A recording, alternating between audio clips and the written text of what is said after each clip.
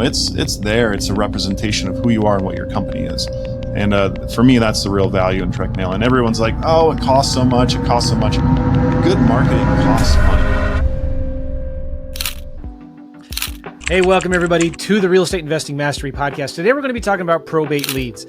Probate leads, if you don't know what that is, we're going to talk all about it, but these are the most valuable leads that you could find in your real estate investing business. These are leads where, somebody maybe has unfortunately passed away in the family and they own some real estate, whether it's vacant land or houses or commercial properties or whatever, that need to be sold.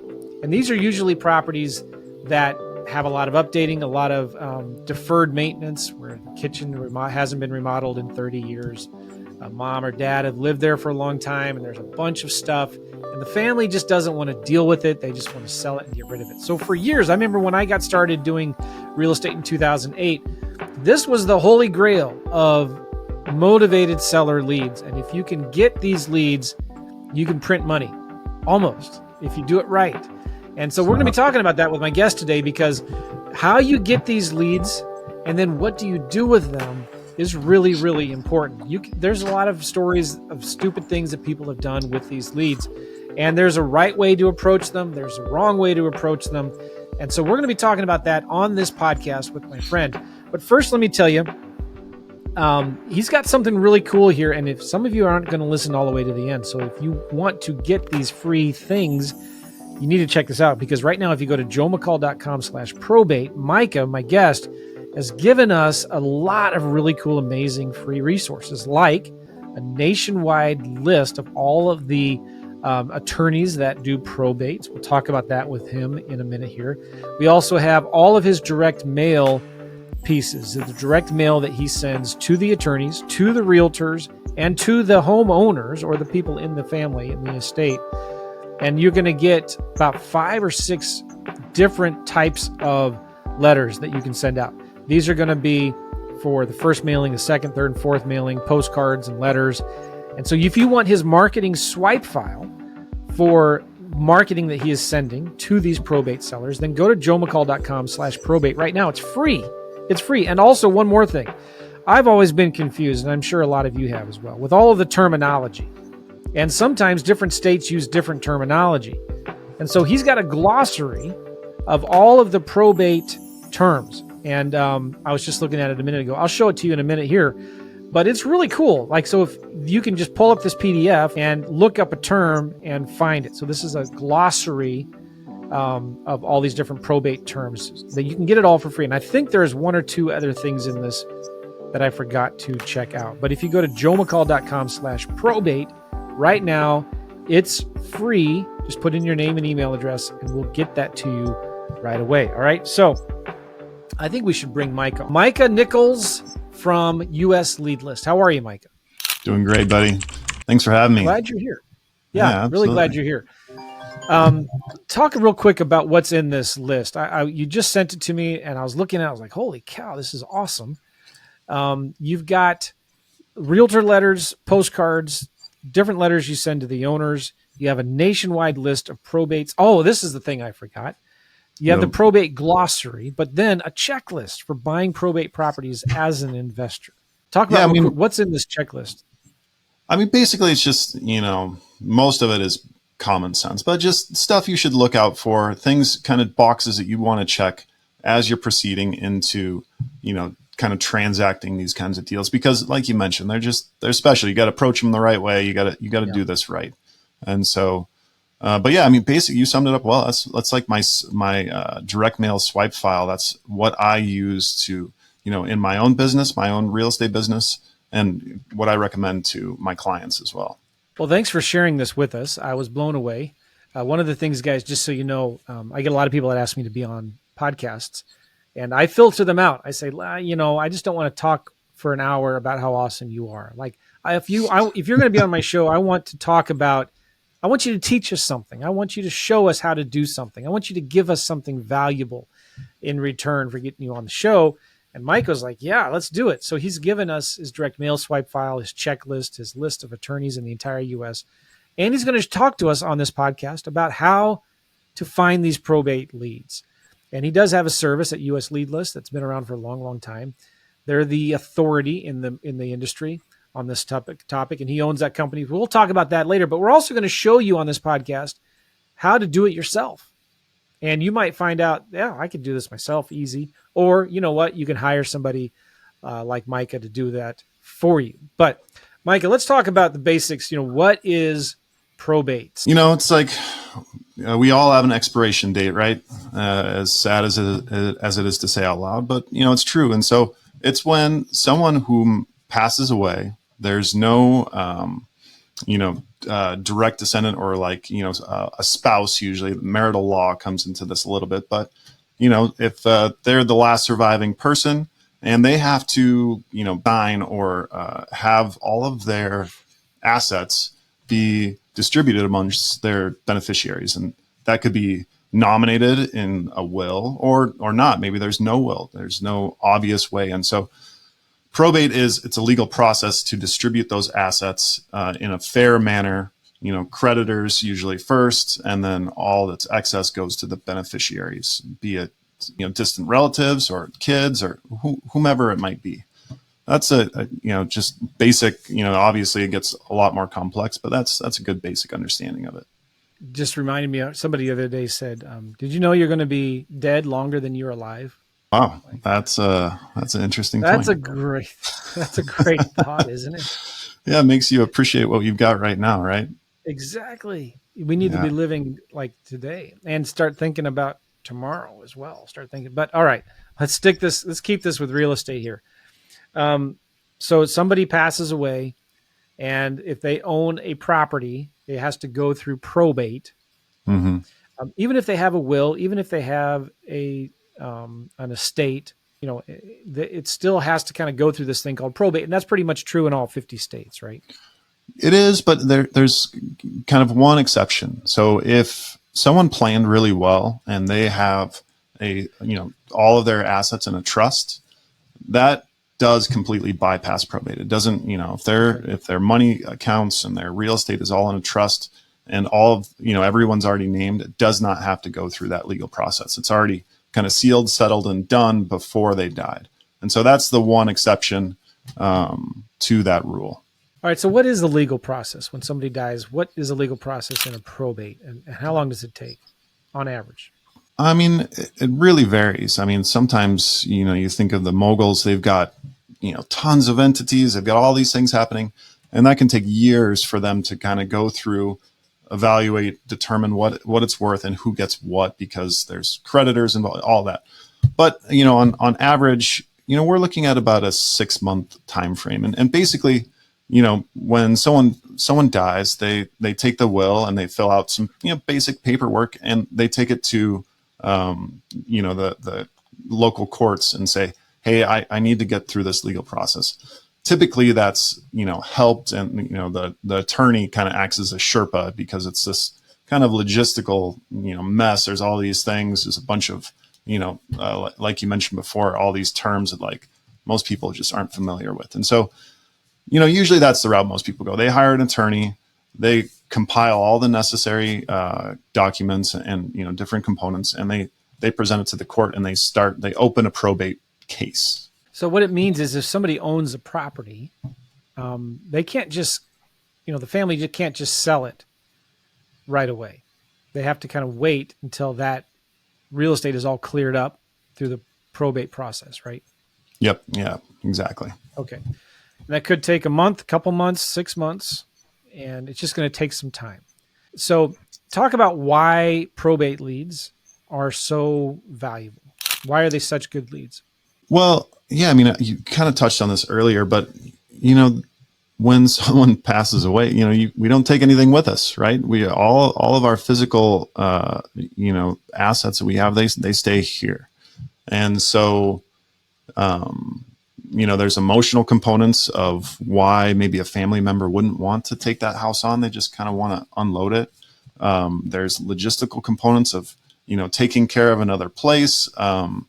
But I mean, mostly I think it's just the fact that the last person living in that home, they're no longer with us. And, unless a family member is moving in, that it's going to go for sale. It's going to transfer title to someone. And so, it's baked in. It's not like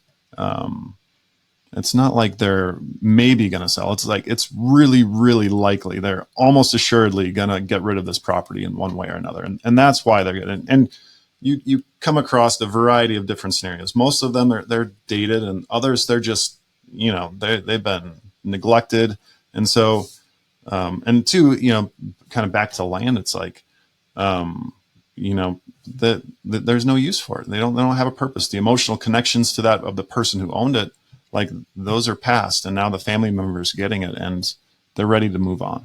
Now, sometimes some families will fix the house up. They'll take the time to clean it out, rehab it, fix it up, list it with a realtor, even stage it to sell it to get the most that they can for the property. So that happens a lot. Mm-hmm. But a lot of times too, right? These family members, they don't want to deal with the hassle of cleaning it. Sometimes there's a lot of junk. I mean, it would cost them thousands of dollars to pay a company to come and just haul the junk out, and then clean it and update it and fix it. And they just don't want to do it. Yeah. Right? And I think really where that ties in, especially there, is emotions. It's like going through all of those, personal effects of people who passed away, reliving all of that. And so there's a definite opportunity where like they just want to wash their hands, be done, and move on. Cash the check. Okay. And so we'll talk a little bit about how to get these lists here in a minute, but talk about what is the process for somebody who's never heard of this before. Let's say you find an address of a home where the person has just passed away. Mm-hmm. What do you do with that now? So what? What do you do with it? So there's a couple of avenues you can go down. First is, I like direct mail. I like inbound leads if I can. And that's just my preference for the scale that I want to do my business. And so I send letters and length of time here is important because you already said, we mentioned and established that it takes sometimes months and potentially years for these people to have the ability to sell, have the choice. And so, for me, I'm hitting people, close to 2 years, and I scrub my list if it sells or if it's on the MLS or something like that, then I stop sending. But I just keep on mailing my list because I know that if I do a good enough job representing that I want to buy this property for cash, I want to solve all their problems. When the time is right, when that switch gets flipped, they're going to be like, oh yeah, Micah, he's the guy who sent me like 4 pieces of mail. He wants to buy this property. And consistency is really, really key in that. You can go another route and skip trace the either the executor or the PR or personal representative, and you can call them, and that's a good route too. I have clients who are doing that, or also you can call the attorney, make a connection directly with the attorney, and that's a larger play, and we can get into that more of networking with these attorneys because, like I said earlier, they're like the Sherpa. Like these people, probably aren't super familiar with this whole process. They don't know how to do it all. But the attorney, like that's their job. They're going through this every day, and so they're going to have other properties that they're going to need buyers. They're going to actively try and solve solutions for their end clients. And if you can show up and help the attorney and also their clients by, hey, I'm just a one shop. Like you don't have to clean it out. You don't have to do anything. Let me help you. So those are the ways that I would reach out, and that's what I've found to be most productive. These are great leads, and it reminds me of a story I heard from one of my friends. He sent a letter to a lady saying, "Hey, if you want to sell your house, I'd like to buy it." And the bottom of the letter said, "Hey, if you don't want to sell your property now, please keep this letter for future reference." And so she did. She actually put the letter into a folder in her filing cabinet for house stuff. She passed away a few years later, and her family was going through all of her files and found this folder for house. And in there was a letter from him from probably 3 or 4 years earlier. Right. And they called him and they said, "Hey, are you still interested in this house?" And he said, "Yeah, sure." Of course, he didn't remember. And they said, "Well, she just passed away, and this letter says that if you're interested, call." So direct mail works. I love it. And I always put on the bottom of my letters, "Hey, keep this letter for future reference if now isn't a good time." Because sometimes people will. Yeah. And they may decide, you know what? Yeah, I want to sell it later. Or they're talking to a neighbor. And the neighbor just wants to get rid of their property. And you know what? I just got a letter from this guy, and they keep your letter and they give it to the neighbor or whatever. So something to think about. Absolutely. So again, typically these are properties that are free and clear. There's no mortgage on them because they've owned them for so long. Or if there is, there's a lot of equity in it. It has a lot of deferred maintenance. So these are properties that are going to need updating. They're going to need to be cleaned. And if the family member, through all the emotional trauma that they've been going through, if they don't want to go through the hassle of cleaning the property up and fixing it up to relist it and sell it, they just want to get rid of it. That's where an investor can come in. Now, some people I can already hear it, are upset, Micah, that you're just taking advantage of a family who's in a rough situation, in a bad spot. That's not right. So talk about that a little bit. Yeah, I mean, I think that you can do anything. You could open a door for someone, and it could be offensive, right? Under the wrong circumstances. And when I first started working these kinds of leads, like I really actually struggled with that emotional kind of paradigm, because you know that these people pass away. You know that they're in an emotional kind of roller coaster right now. But the flip side is, I guess what I'll say before that is, I piss people off often with my marketing. I get people who are frustrated at me, F you, whatever. And I think what it comes down to is just emotional intelligence. And if you can recognize that the reason why someone is upset with you is because they just lost something that is irreplaceable. They're never going to get it back. There's no redemption for it. And if you can come to an understanding and see their perspective, it's completely reasonable. And those people who are super angry, they're the ones that are hurting the most. And so for me, it's like, I let it roll off my back. I just, I apologize for the interruption, and I move on to the next person, because that next person, they are literally elated. I am a hero to them, because I'm solving a really big logistical problem that they don't want to deal with, be it emotional, be it logistical, whatever it is. And they're just floored at how helpful and how useful and how easy I make the whole situation. And so, I think everyone should have that internal check of like, emotionally, like, how is this going to affect people? But approach it from the angle that, anything that we do for anyone could be perceived as negative. But there's a group of folks who will take that same thing that was offensive and consider it a huge blessing. And those are the people that you're showing up for. I had somebody tell me one time, if you haven't made somebody mad by 12 o'clock, you're not doing enough marketing. Absolutely. It's kind of true in this business, whether you like it or not. And none of us likes to make people mad or make enemies. But you know what? My other coach told me one time, if you want a friend, go get a dog. You're not in this business to make friends. Yep. Maybe that was something Harry Truman said. But like, yeah, when you do marketing to sellers that are in probate, you're going to make some people mad. Yeah, absolutely. You just got to have a thick skin about it. And don't let it affect you or bother you, right? Yep, that's exactly right. Okay. So let's talk about how, I still want to talk about how you get the list. But first, let's talk about, what do you send to them? And again, guys, if you go to joemccall.com/probate, you get Micah's swipe file, direct mail swipe file right here. But talk a little bit about what's in this list here. Yeah, absolutely. Yeah. So, one upgrade, I don't put actually on there, hold on to this letter, but I will say, like, I just got an awesome lead where it was a similar situation. Like, I sent it actually from, it was an obituary. And so the wife got it, and then she passed away, and her kids found it, and they called me. And so, similar situation, like physical mail, it's there. People put it on their fridge. They hang on to those things. A voicemail, a text, like those, people aren't going back and reviving deleted voicemails and texts that they didn't respond to months ago. But physical mail, it's there. It's a representation of who you are and what your company is. And for me, that's the real value in direct mail. And everyone's like, oh, it costs so much. It costs so much. Good marketing costs money.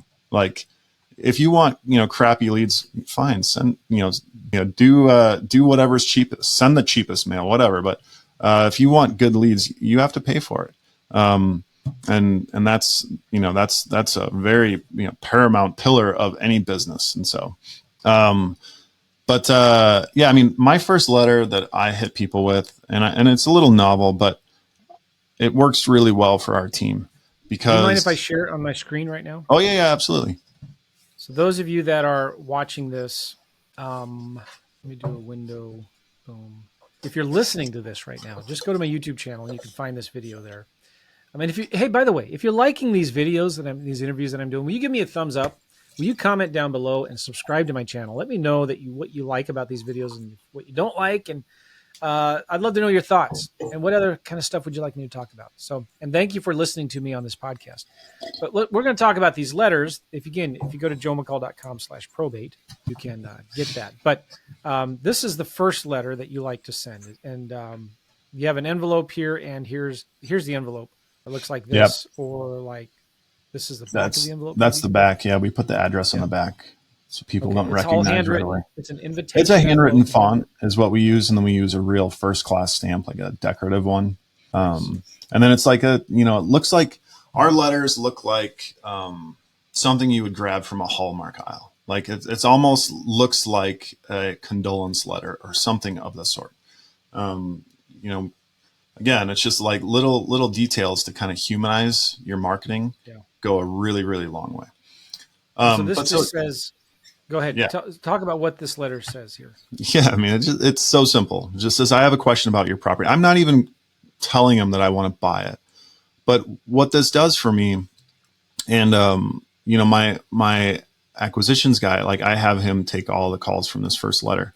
It basically, it creates curiosity. And, it took my normal response rate from, 1.5%. I'm in the Midwest. We get a better response rate than some other places. 1.5%, 2% to, 6 to 7%, which is bonkers as far as direct mails goes. I mean, that's just an insane response rate. And so what this does for me that I've found, and I've sent over probably 15,000 of these so far, is that I get to talk to all the maybes. I don't, it's like the people who weren't, had I just said, hey, I want to buy your property. And you'll see, I get more direct as we go on about what I'm trying to do. But I get all the people who, had I just said, hey, I want to buy your property, they wouldn't have called. And if you put someone who is good on the phone at creating rapport and active listening, you can create, just instant connection with these people who are in this scenario. They may not be ready to sell now, but eventually they're going to be. And who are they gonna sell it to? Some random guy or someone who had an honest, genuine, good conversation and listened to them, heard their story. Like, we both know the answer, right? It's like they're gonna sell it to you because they like you. We do business with people that we like. And so that's the idea. And yeah, you have to triage. You get some people who are like, oh yeah, I thought you were calling about the landscape. We really like our landscape, and whatever, you ignore that. But it's those maybes that you're really after. And I just want as much of a response as possible because again, back to kind of the motivation point, it's like these people are going to transfer title, to some degree. And, with what I'm doing and US lead list, it's not just strictly probate, it's outside of that. And so maybe they're not going to sell it now, but they will in a couple years. And so that's what we send out first. And it's been a boon for, our response and just putting stuff in our pipeline. I love it. And I love this. I'm thinking about, I'm getting ready to do a direct mail campaign for my, for some vacant land that I'm doing in Southwest Missouri right now. Yep. And I could turn this into a postcard. You should. I've tried it with a postcard, and it was really good as well. I like this better than cold calling for one simple reason.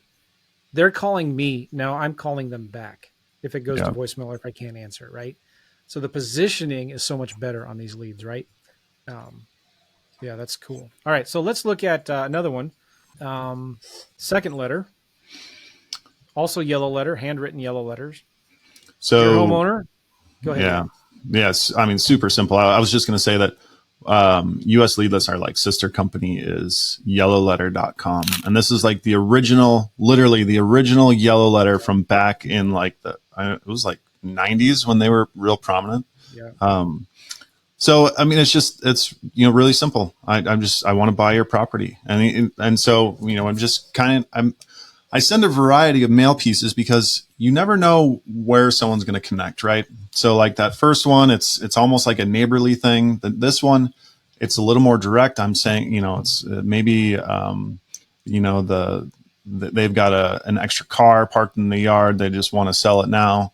And then, I'll send a more professional looking one, but you want a variety of mail pieces to connect with the audience because one mail piece isn't going to connect the same with another. I agree. I like it. And why do you send handwritten letters instead of typed? I mean, this next one's typed actually. They're not all handwritten, but I think authenticity. I mean, the next best thing is actually the best thing really is handwritten. If you've got time or if you've got a fleet of kids or some way to put out handwritten direct mail pieces, like there's nothing better than that. They get opened and your response rate is always going to be the highest. Now, this is a typed letter with Lance, who used to own the U.S. lead list. Picture up there. Yeah.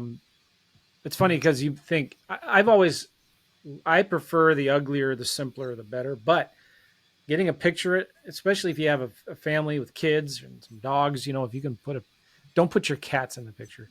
But picture of your family, nobody cares about your cats. All right, anyway, like you can get a nice response from that.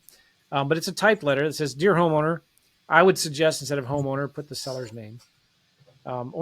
This is something that, okay, before I read this letter, I wanted to ask you about this because none of this does it say, "Hey, I'm sorry about your situation," or "I'm sorry about what happened." Absolutely. Sorry for your loss. You don't like addressing that in this direct. No, I don't approach it at all. I mean, so I was talking about this with someone else who does a ton of direct mail, and everyone takes their own ideas as the buyer of these properties, and they are looking through that lens of like, okay, what letter is going to work the best? And so, to me, like, the letters with the checks right now that everyone's sending, it's like, that is super exciting for the person who's buying. Like the whole concept around that, it's great. When people actually get that, like, I feel like for the most part, it's just offensive. They try and cash them. It's frustrating. They're not looking into the window of the person who's receiving it, which is the most important thing, right? You want to be showing up in the way that your seller is going to respond to you in the best way. And so for me, that's where I'm basing all of my marketing material from, is the lens in which they're looking at the world, not my lens. That doesn't matter. My lens doesn't matter. I just want to have quality conversations and make an offer on their property. And so absolutely not. I don't ever recommend sending, "Hey, I'm so sorry for your loss." I mean, you're putting yourself in the crossfire of all their emotions, all of that pain, all of that frustration. And that's going to happen anyway, even just sending these letters. But that said, it's a funny story. Like I have a client, and that's all he does. He just sends these condolence letters, and I told him not to, but he does anyway. He's like, "We had our best year ever last year. We wholesaled 200 grand or something. I don't know." But so it works. Anything works. But for me, it's just like, how do you develop the leads that you want to have? And this is what I want to have. I want to show up to them authentically. And because, really, like, I care about buying their house. That's the pertinent conversation. But it all starts from a good conversation first. And I want to have that be as ideally frictionless as possible. Yeah. So I'm not going to read the whole letter here. Again, just go to joemccall.com/probate to get this letter, but it's a typed letter, a couple, 3-4 paragraphs, signature at the bottom with the picture at the top. Cool. And you've got a postcard here that looks like a just handwritten postcard. "I'm interested in purchasing your house. I can buy it as is, et cetera, et cetera. Call me." I'm assuming with these letters and postcards with the phone number, You're not sending these leads to a voicemail, right? Or an answering service. Are you? Does somebody answer these phones? Please say yes. Yes. Yeah. We don't. And at first I never did that. We would just let them all go to voicemail. But what I found was that there was a really big attrition rate where I just couldn't get a hold of these people ever again. Yeah. And so it was kind of like one and done. So now, like, I have someone whose job it is to take these calls live whenever they come in, and you just end up doing more deals. You have a higher success rate. You don't, especially with these more targeted leads, don't have a crappy VA answer them. Don't send them anywhere. You want them to come to you or someone who you trained and close deals. Just send it to your cell phone. My goodness, you're not sending a ton of these letters out. You're not going to be getting a ton of these calls every day. You might be getting 1 or 2 a week, 2 or 3 a week. Put your cell phone, or put a virtual number on there and have it redirect to your cell phone. Exactly. These are calls, because here, guys, if you want to stand out above your competition, and this is a competitive list, I can tell you what they're not doing. They're not answering their phones, right? And then this whole problem now of playing phone tag, when you try to call them back and they don't recognize the number, maybe it's marked as spam, it just goes to voicemail, and then they call you and you don't recognize their number and you don't answer it. And so you're playing this voicemail phone tag game.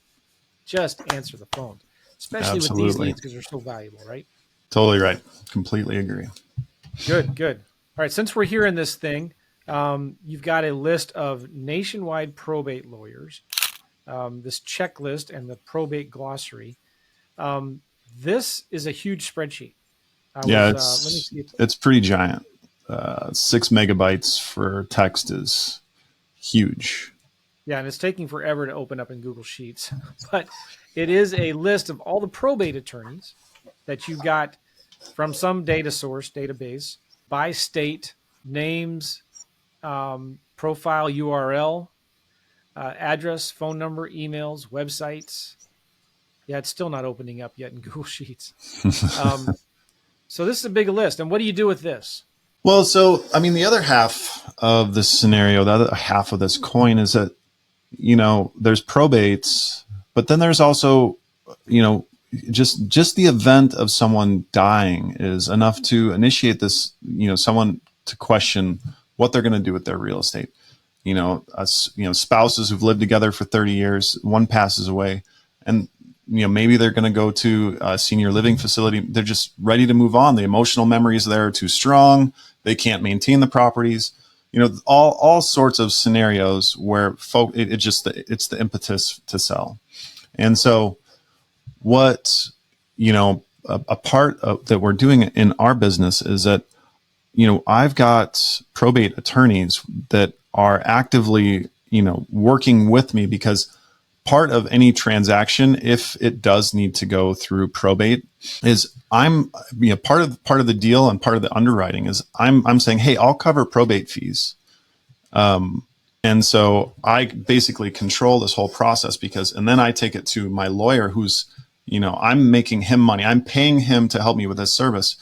But also as a sidebar, and you can do this ahead of time, even just tell them, hey, I'm going to be doing, active outreach to, obituaries. And I know that there are going to be some cases that, I'll bring to you as a service, and I'd like to start this professional relationship with you.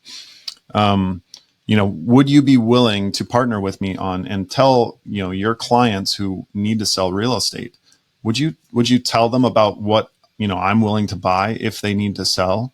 And in trade for that, I'm going to bring this to you and I'm going to give you business with, these leads that I'm generating. And, there is nothing sexier than someone coming up to you and saying, hey, I'm going to make you money. And then you're asking for this small favor in return, right? And two, that favor that you're asking, that's a logistical problem for the lawyer. You're actually solving another problem by asking to take these leads, because, he's got to figure out, okay, maybe I need to get estate services, we'll do an estate sale, and maybe there's repairs that we've got to make for the family. If he can present to you as an option, and he's already got the authority with this family, right? They looking at him and taking his advice.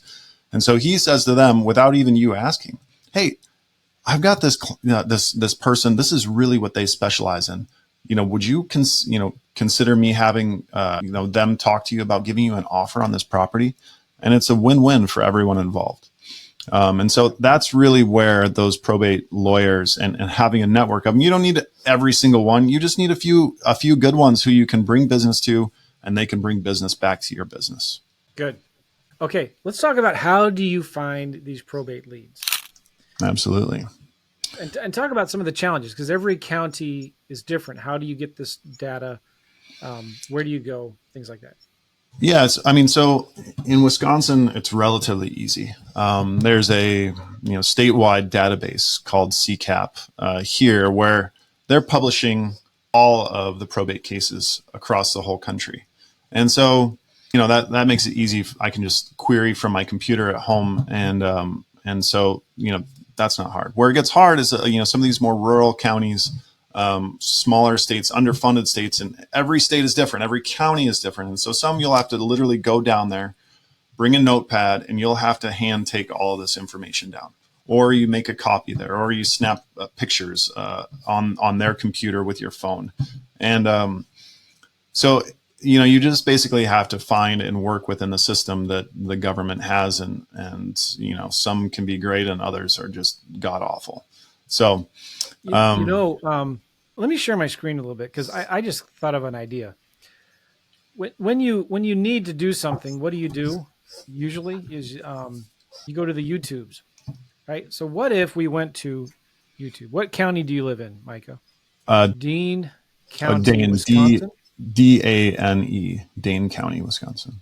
I'm sorry, Dane. There you go. Yeah. Dane County. How to find probate records. Dane County, Wisconsin. Let's see if we get anything.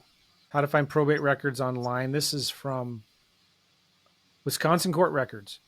Updated 2044. Wisconsin Courts Records search. Start here. Type first name, last name, city, state. Is this the actual government website? No, it's not. That's that's someone who's some clickbait there. They're going to eventually ask you for a credit card. How to pick up probate leads at the county office for wholesale real estate. Now, is this guy talking about Wisconsin? I don't know. Wisconsin estate records. That's another sponsored. Oh, watch out for those sponsors.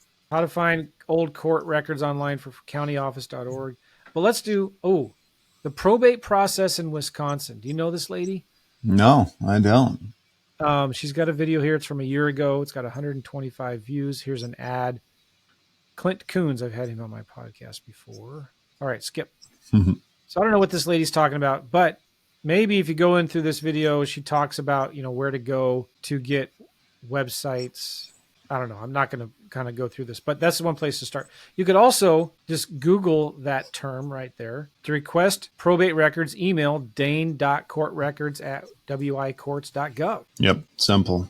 Yeah. This is all public information. It's out there. It's, it does take manual work. I mean, just because there's a probate record doesn't mean that there's real estate in it. And so that's, you kind of have to pass it through a sieve a little bit and pull out the stuff that isn't pertinent. So I just Googled it, and here is probate records are open to the public and can be found online at website wcca.wicourts.gov/index.xsl. And if I go here, there's a page, and you click I agree. That's where I'm going to take you. That's exactly right. Can you just walk me through it? And then what I'll do for you guys is I'll show you how to do this in Missouri as well. Now, if you're listening to this podcast, I apologize. Again, go to my YouTube channel. Just go to YouTube, do a search for Joe McCall, and do a search for Micah and probate, and you'll find this video as we kind of walk through this here. But let's do this right now. Search. What do we do next? So go click on search and click on advanced. So go up in the search bar. Go up. Search right here and click advanced. Go to advanced. Okay. And there you have that. Let's go to county and click on Dane. N-E, Dane County. All right. Okay. And then go filing date. Well, actually, before you do that, go to case type. Case types. And grab probate. Yep. Oh, wow. Look at that. There's a case type called probate. All right. And then you're going to have to choose a filing date. Let's just choose one from like last month. April 1 to the end of April. Is that all right? Yep. Yeah, it will be. April 1 through April 30. Yep. And then before you click search, go to case status. Case status: closed, filed only, open, reopened. Open. Reopen could work, but open is, let's focus on that. Okay. And now that should be good. Hit search. Could you also, by the way, look up evictions in this? I don't. It's funny. I was doing a big research project to see if I could get that national eviction file. I don't know if you can. I didn't look here. Remind me, and I'll show you how to do it in Missouri because it's cool. Really, really. What if you could send a letter to the landlord every time when they're going through an eviction? Absolutely. Like, such an easy pain point to target. Oh my goodness. All right. So here we got 79 records. These are probates opens in the month of April in Dane County. Absolutely. So now, again, like I mentioned a moment ago, just because of probate doesn't mean that there's real estate involved. And so we've got to go through and search if these records actually have real estate that is going to go through this process. And so I would just click on one of the cases and, there's a second website that just basically aggregates county real estate ownership, and it's called accessdane.com. Accessdane.com. Or you could maybe do this in PropStream or something too. You could, yeah.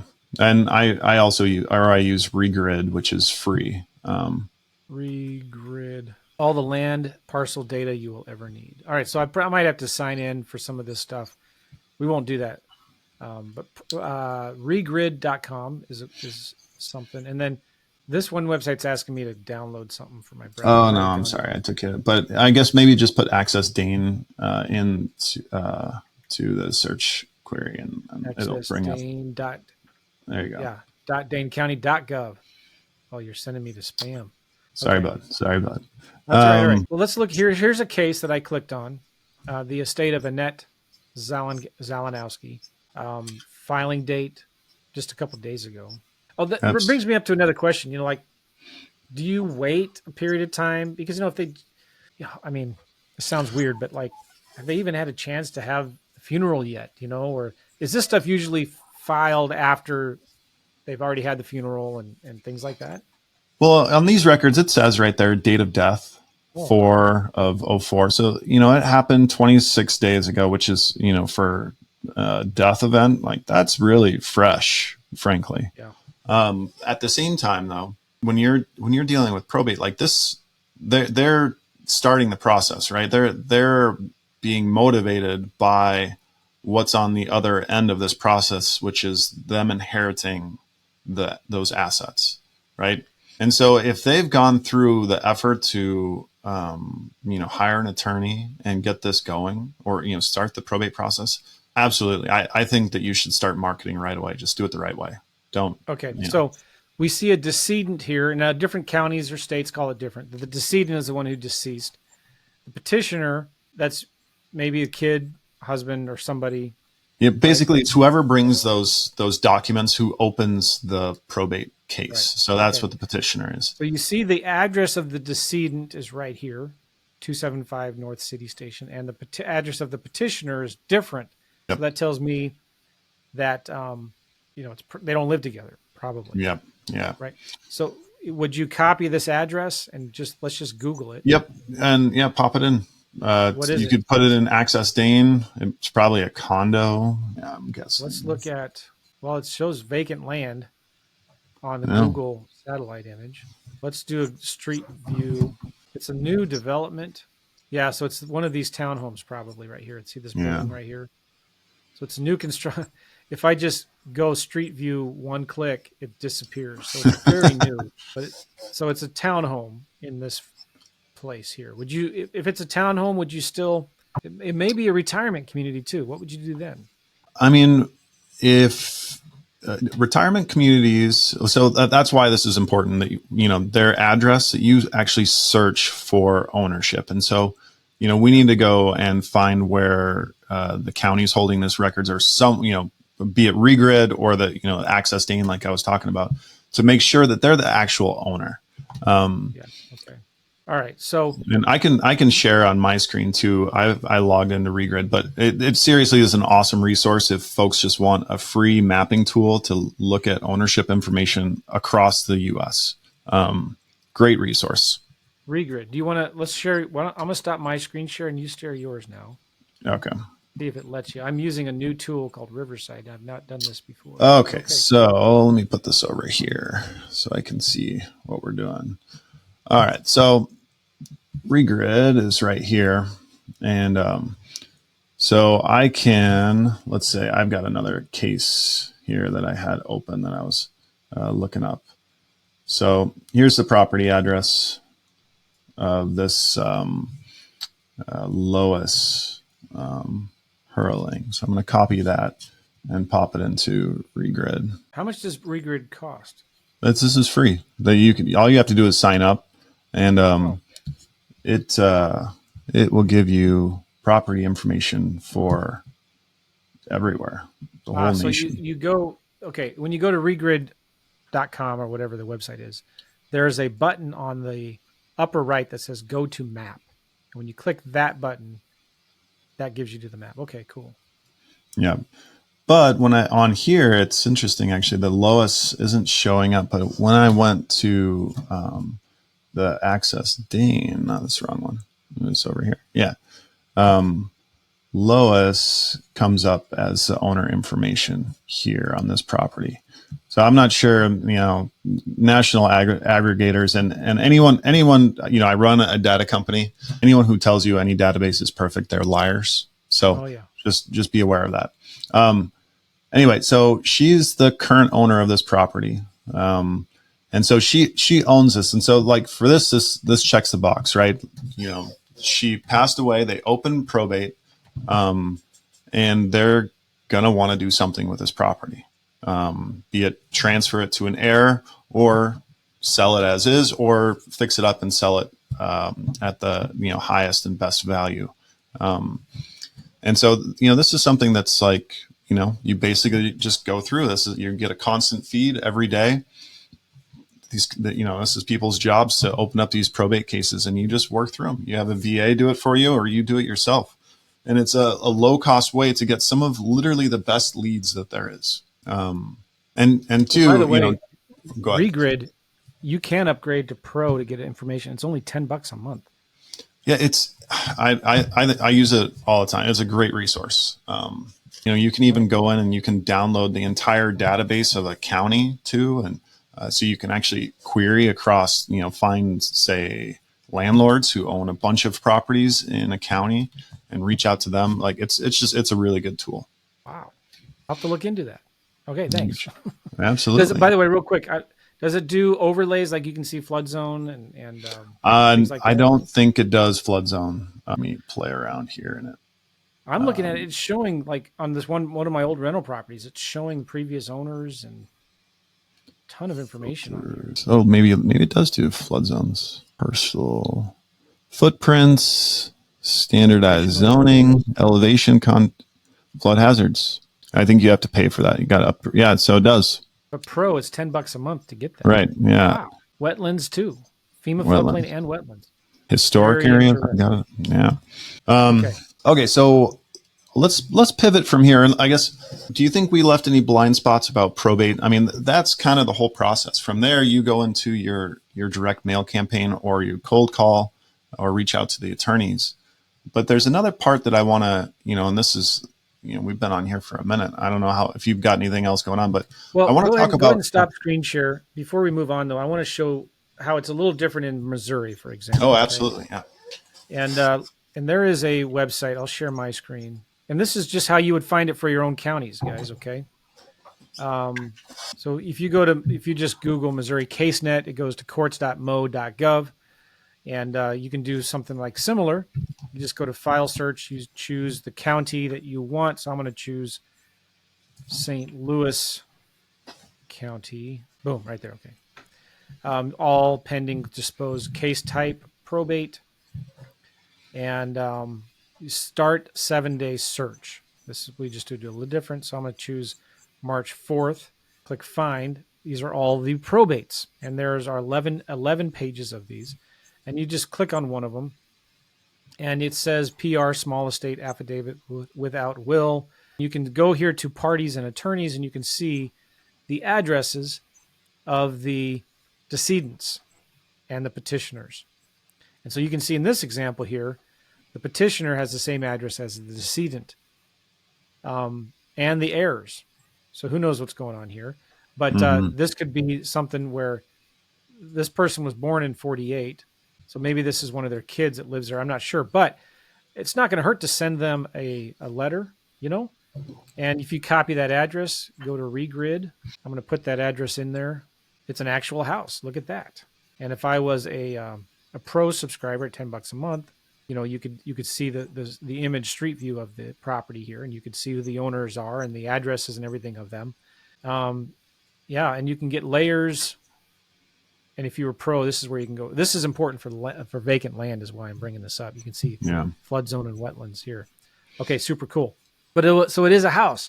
I would probably want to send them a letter. And again, we're not saying anything of like, hey, sorry for your loss. It's just, hey, we have a question about your property. Give me a call. And when they call, you say, do you want to sell your property? Right? So basically, I mean, yeah, they call and they kind of respond a couple of, well, hey, what's your question? And all, you know, my script is, I know this is out of the blue. I'm a real estate investor and I'm looking for properties to purchase. Would you consider an offer? Okay, real quick, because I want to hurry up at this. By the way, I'm looking here. Instead of probate, I'm now going to civil cases. Okay, click find. You're going to see a lot more. There's hundreds of pages here. And these are lawsuits, quiet title, contract issues. You keep on scrolling. Landlord actions.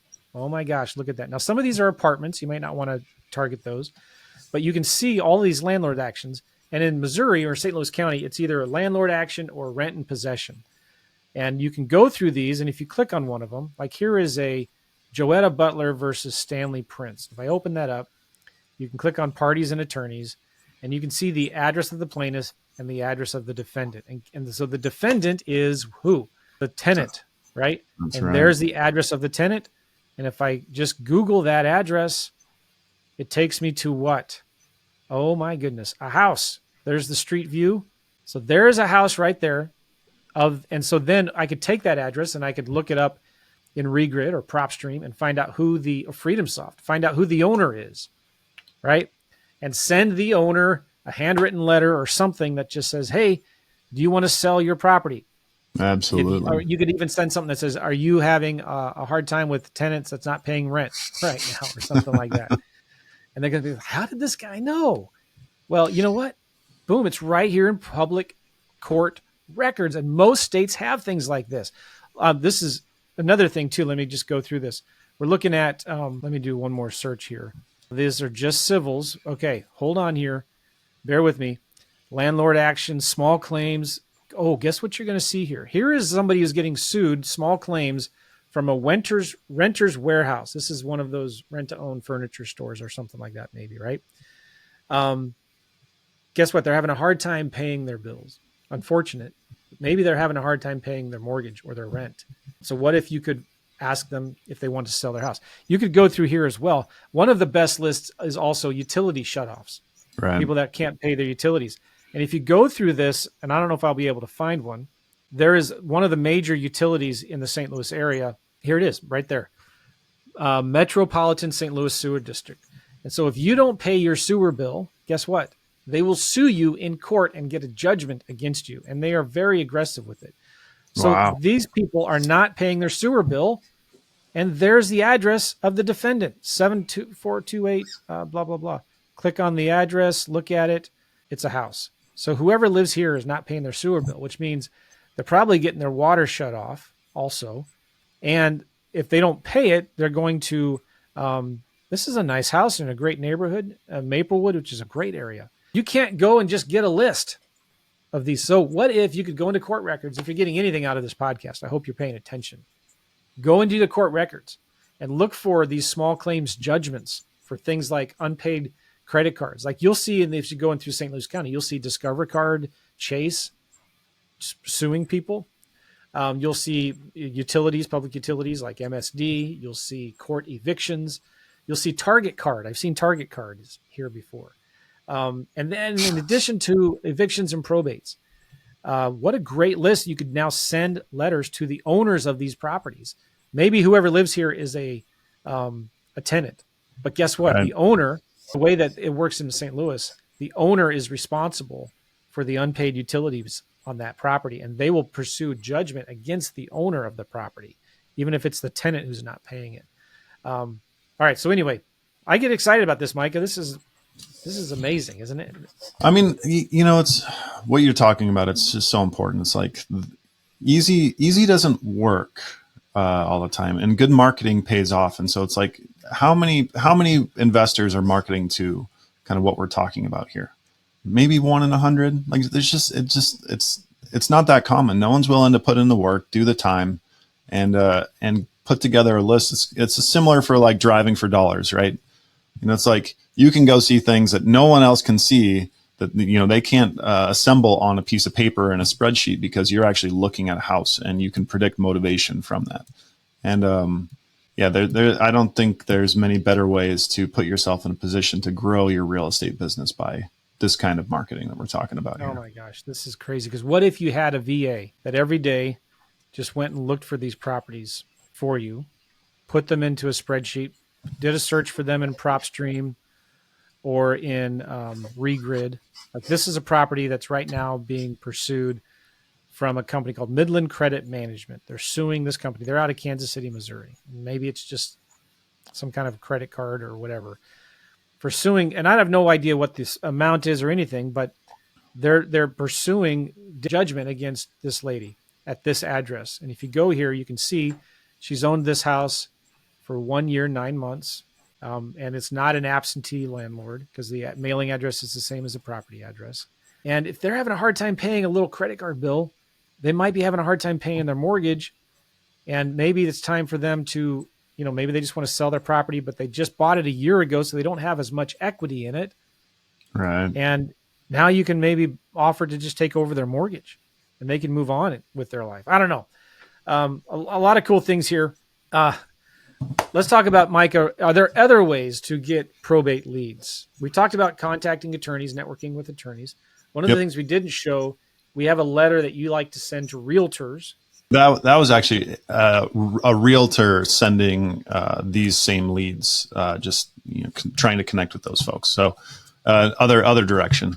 Okay. So, I mean, part of who we service too is like this applies to realtors as well. It's like this is a great lead source for anyone who's trying to transact real estate, period.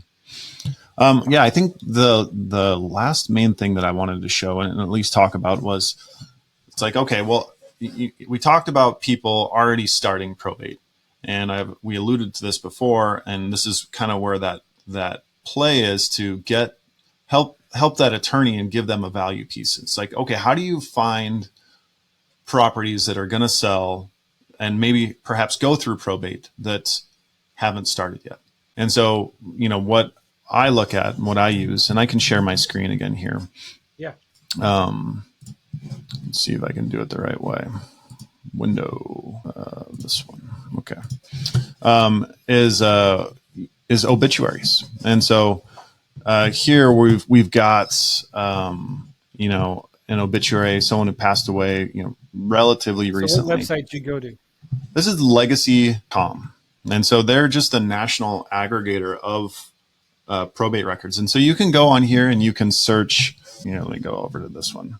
It says browse obituaries by city, newspaper. Yeah, so you can search location. You can go by United States, select a region. Let's go to Wisconsin, and then let's go to Madison. Okay, apply filters. So now it's going to pull up every obit, recently for my area. And so again, all of this is too recent for the most part. It takes about, on average, 8 months from when someone passes away to when someone, actually goes through probate. And not everything will go through probate. And I just want to talk about that a little bit. But let's basically we're going to have to go through that same thing. We have to figure out, okay, someone passes away. Do they own real estate? Is it even pertinent to have a conversation? So let's look at this Timothy Becker guy. So I'm going to grab his info and copy that. I'm going to put it into Access Dane over here. Look at that. It auto populates. Is the website from the county government where you can look people up by their name. Exactly. And so you can see here, this is his property. He looks like he's on some acreage just north of Madison. This is actually an awesome property. So he just passed away, and there is no probate started yet. So here's where it gets interesting, because if you can talk to this guy, you can line up this scenario by sending what we do. How I do it is I just send a letter to this address, to his home address, and it's just, hey, I have a question about your property. And if someone is managing this estate, someone's checking the mail, someone's got to make sure that the bills are being paid, the lights are going to stay on, because they're impromptu stepping in to take care of all this guy's logistics until this gets settled, right? And so normally what happens is folks are forwarding this mail to themselves if they're out of state, or they're actually going there to check on the property. And so if you send this person a letter and you get to make a connection before they take it to probate, before they've made any decisions, and you can have a quality conversation with whoever's going to inherit this property, you can set yourself up to, hey, I will buy this property. I'll cover probate. I have a really great probate attorney. Let's work together on this property, and I'll transact for you. And so instead of doing it at probate, we're setting everything up before anyone has a chance to go in and fight for this thing. And because I can guarantee it, like, there's just almost no one who's playing this game right now. This is all free. I mean, you saw what I just did. Like, I just went in, I searched. You can have a VA do this for you. It's not hard. But I want to look up this other guy, because this is really interesting, and this is something that we do as a service that I think is super valuable, and it's something that will come up, and everyone should have their eye out for this. So this guy, he this was published not that long ago, but I'm going to go in here. I'm going to drop his name. And so there's, in everything, there's an 80-20 split, right? 20% of people own 80% of things. 20% of the people that you contact are going to make you 80% of your money. And so this guy, you can see here, he's got, a bunch of chunks of land, some, looks like maybe some commercial property here. He's a landlord. He's like us. He's in doing the same things that we're doing, right? And so what you see, and what I see on a national scale, is like these people who own additional properties, they're dying like anyone else. And so if you can transact and work with and make a connection, this instance, this is sometimes where this actually probably wouldn't go to probate. And I'll explain why. At least in Wisconsin, it's a marital state. And what that means is that his wife, Donna, is on title with him. And because they're married, she automatically inherits that property without it having to go to probate. And so this would bypass probate completely. You wouldn't know unless you were actually searching here. And so she owns these properties now. Without any legal process or due diligence. Basically, all you have to do is submit your death certificate to the courts and they'll remove Frederick from the deed, and she can sell it at will. But let's click on this property. It looks like it's a commercial building. So you can see that it is a commercial building. Their billing address, is separate than the primary address, and so this is an absentee owned property.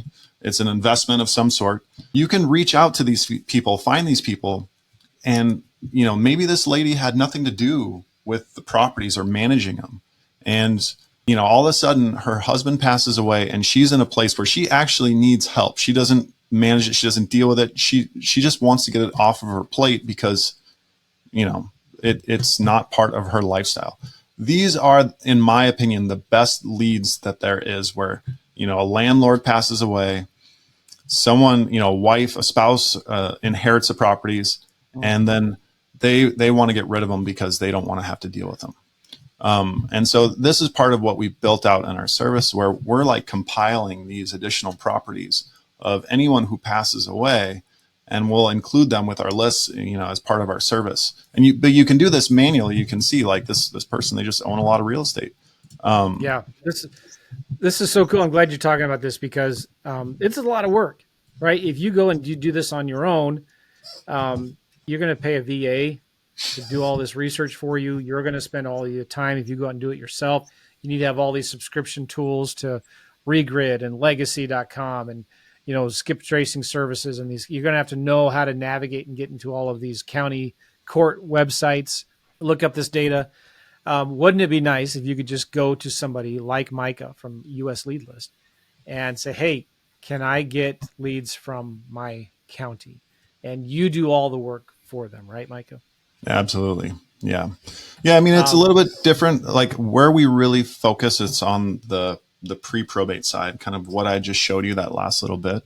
But yeah, I mean, to be fair though, I might have to say no, because we only sell any given county 3 times. And so like St. Louis, there's no availability there. I can't sell that. I won't. But so it's worth the question if it seems like a fit. I'd happily have a conversation either way. And you'll do the smaller counties too, won't you? Yeah, I mean we are literally national. Every month in about 5 days here on the 5th of the month, we push our new list, and so every single county in the whole U.S. we're generating leads. So there's let's say St. Louis County, my main county, isn't available.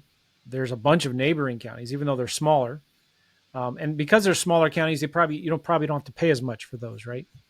Well, yes. I mean, but we charge per lead. So it's on a per lead basis, basically. And that's how we do it. But what I will say about those smaller, more rural counties is that real estate marketing, it doesn't hit those parameters. Like how many people are acting in St. Louis, but outside in those rural areas, and you see this with land, I'm sure too. It's like they're just not used to, they don't see the same kind of marketing that homeowners do in metro areas. And so you send them a letter, you send them multiple letters, and your marketing dollars can actually go much further in more rural areas. And that's where I transact a lot. I keep on expanding more into rural areas around me. Yeah. Especially with vacant land. I love vacant land. Can you give people different inherited property lists, probate lists for vacant land even too? Yeah, we do. It's kind of a separate thing for that. We do have inherited vacant land, but we only sell it one time, and we sell it for a whole year-long subscription. And so, literally there are 50 of those, and we've sold a good amount of them. So there are some states left, but a lot of them aren't. They're gone until, I guess, renewal point would be, it's kind of like end of this year, late, like fall of this year is when people will start renewing, and they all have first right of refusal. And do you have a waiting list somebody can get on? Yep. Yeah, absolutely. Good. All right, guys. So if you want more information, again, go to joemccall.com/probate, joemccall.com/probate. You can get the stuff that we were talking about for free in there. You'll also get a link to get more information on hooking up with US Lead List and Micah. Mike, if you go to that link, Micah will give you a real good deal. And you can schedule the call because I'm sure you're going to have questions about how all of this works. And Micah will be glad to help you with that. Man, thank you so much for your time here. I learned some really cool things here on this podcast. It's been good. Yeah, thank you so much for having me. Always a pleasure to hang out with you. And I'm glad I got to share a little bit and hopefully help someone kind of level up. And, honestly, if anyone even just has questions about what I'm talking about or scenarios, like happy to reach out and chat. So. Yeah. Excellent. joemccall.com/probate. And we'll see you guys later. Thank you again, Michael. Of course. Bye-bye. Take care.